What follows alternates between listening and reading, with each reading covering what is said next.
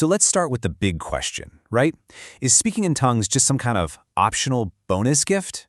Something for the super spiritual folks, or maybe something that just happened way back in the early church?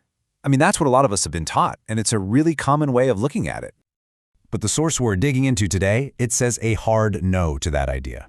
It argues this isn't some side feature you can take or leave. No, according to this view, it's actually foundational, an absolutely essential experience for all believers. That's a huge claim, I know, so let's see how they even begin to back that up. Okay, so where does this argument even start?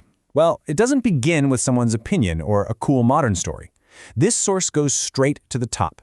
It builds its entire case on words it says come directly from Jesus himself.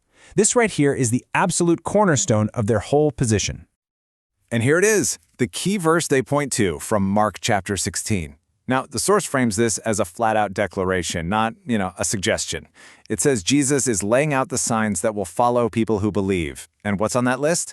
Yup, they will speak with new tongues. It's right there. Now, the source really wants you to zoom in on the wording here. It's crucial. Notice, it doesn't say some believers will do this or just the apostles. It says those who believe. That little phrase is everything to their argument. They say that makes it a universal sign, a part of the spiritual ID card, if you will, for every single person who follows Christ. Okay, so if it's supposed to be for everyone, what even is it? According to this source, it's way more than just a sign. They present it as a functional tool, almost like a divine communication portal. And to explain what that portal does, they point to the Apostle Paul. He makes it really clear who you're talking to. It says, "He who speaks in a tongue speaks not to men, but to God." So this isn't for the people around you. It's a direct line from your spirit straight to God.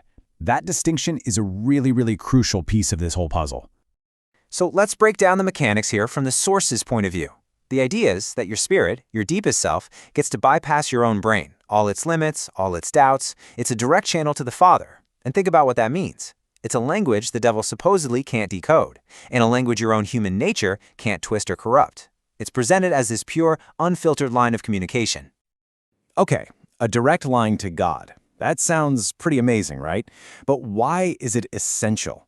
What makes it so important?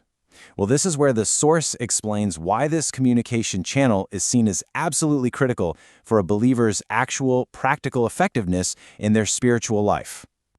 And to get this point across, the source uses a really powerful analogy. Picture this, a police officer with an unloaded firearm. They've got the badge, the uniform, the authority, but they're missing the operational power. The source argues that a believer without tongues is in that exact same spot. All the authority, but no power to back it up. And to back this analogy up, they connect two huge moments from the book of Acts. First, you have Jesus promising his followers they will receive power when the Holy Spirit comes. Okay, promise made. Then, fast forward a bit to when the Spirit actually shows up. What's the very first thing that happens? The text says they all began to speak with other tongues. The source looks at that and sees a direct, undeniable link between the promise of power and the evidence of tongues. This, of course, brings up the big question. If it's so essential, why don't we see it everywhere? Why isn't it more common? Well, the source says, look, this isn't a God problem, it's a teaching problem. It argues that while common teaching says it's optional or something to be afraid of or only for a special few, the source's view is that it's actually your birthright. It's supposed to be the normal experience. And, again, it's essential. All right, so let's say you're listening to this and you're thinking, okay, I'm tracking with this argument. What's next? Well, the source moves right from the why to the how. It lays out what it calls a really simple, straightforward path for anyone to receive this experience.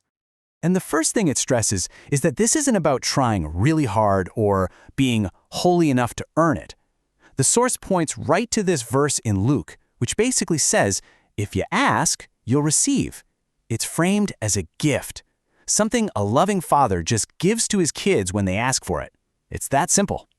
So here are the 3 simple steps the source lays out. Number 1, ask in faith. That's it. You don't have to strive or force it or fake anything. Just ask. Number 2, yield your tongue. Now, what does that mean? The idea is the Holy Spirit provides the words, you just provide the voice. And finally, number 3, begin to speak. You just open your mouth and let the sounds come out, trusting that your spirit is speaking mysteries directly to God. So when you boil it all down, Here's the bottom line from this source. Speaking in tongues isn't some weird fringe topic. It's not an optional extra on the menu, and it's definitely not just for a super spiritual elite.